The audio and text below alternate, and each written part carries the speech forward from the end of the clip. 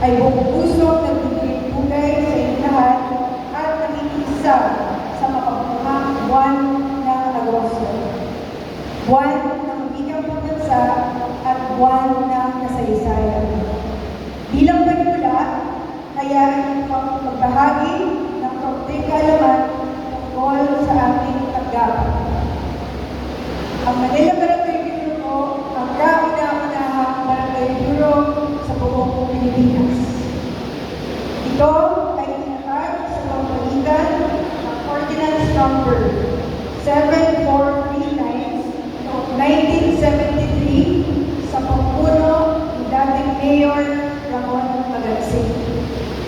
Mula po noon, naging bahagi ang ating Luzon sa pagsusulong at pagpapatibay ng konsepto ng barangay bilang pangunahing unit ng pamahalaan. Itinatag ang Manila Barangay Bureau sa ilalim ng tanggapan ng Luzon upang magsilbing mahalagang ugnayan sa pagitan ng pamahalang Luzon at ng mga barangay. Layunin nito na makatulong sa mabilis at maayos na pagpapabatid at pagpapatupad ng mga polisiya, programa at kautusan ng ating nasyonal at lokal na pamahalaan. Bunga ng ating sama-samang pagtutulungan, marami na po tayo na isa katuparan sa nakalipas na panahon. Isinagawa natin ang pagkakalat ng datos para sa mga head of the family.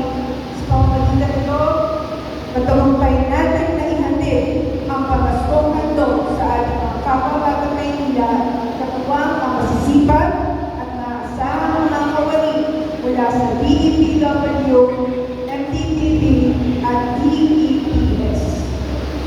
Bumurin po tayo at patuloy na nag-update ng ating Barangay Operations Directory upang maging mas mabilis at epesyente ang komunikasyon at koordinasyon sa ating mga barangay.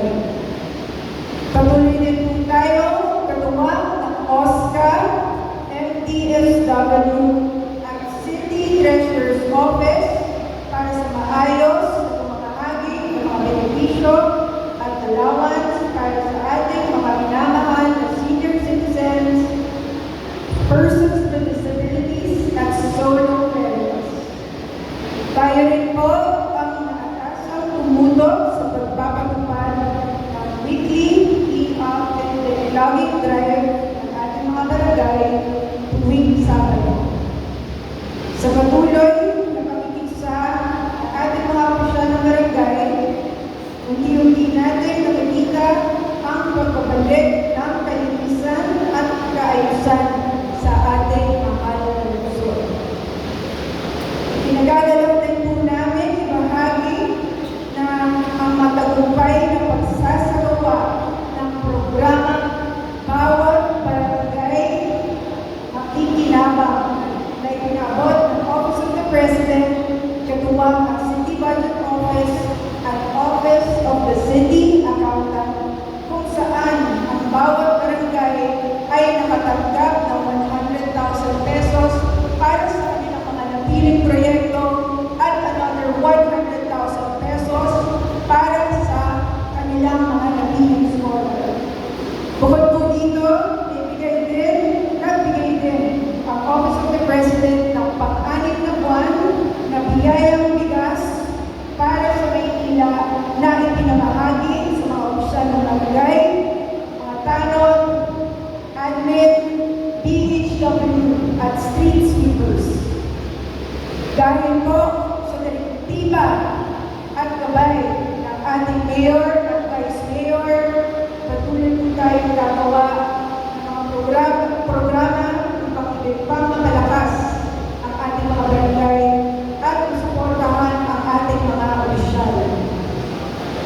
Sa kasalukuyan, inihahanda na natin ang Manila Barangay Guidebook na magsisilbing praktikal na gabay ng ating mga barangay officials sa kanilang pang-araw-araw na pagganap sa pagkunin at para sa mas maayos at epektibong paghahatid ng serbisyo sa kanilang nasasakupan. Kasabay po ito, ating binubuo ang Manila Barangay Academy, isang programang nakatuon sa patuloy na pagpapaunlad ng kaalaman at kakayahan ng ating mga barangay officials. Dahil kinikilala natin ang sakripisyo at panganib na kaakibat ng paglilingkod nila sa ating pamayanan, isinusulong din natin ang pagkakaroon ng life insurance para sa ating mga barangay officials at mga appointed officials. Sa simpleng paraan ito, nais natin ipadama sa kanila na habang sila ay nagmamalasakit at naglilingkod, ang pamahalaang lungsod naman ay nagmamalasakit at umaagapay sa kanila. Kaya bababa na rin po natin sa 896 na barangay ang memorandum kaugnay ng ating integrated CCTV monitoring program.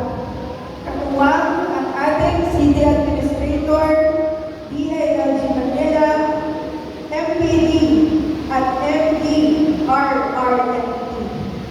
Layunin itong magkaroon ng isang mas organisado at sentralisadong sistema upang makatulong sa pagbabantay ng seguridad, kaligtasan, at mga pangyayari sa ating lungsod ng mas mabilis at real time.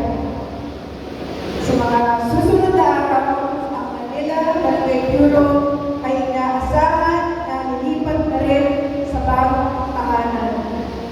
Kasabay po nito ang ating pagsusulong ng modernisasyon at digitalisasyon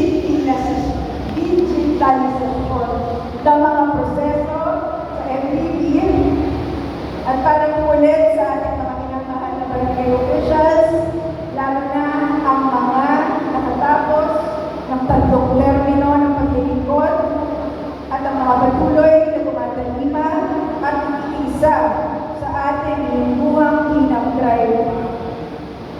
Bilang pagkilala sa kanilang hindi matatawaring dedikasyon, sipag at malasakit sa ating pamayanan, naghanda po ang ating buting punong lungsod ng plaque ng pagkilala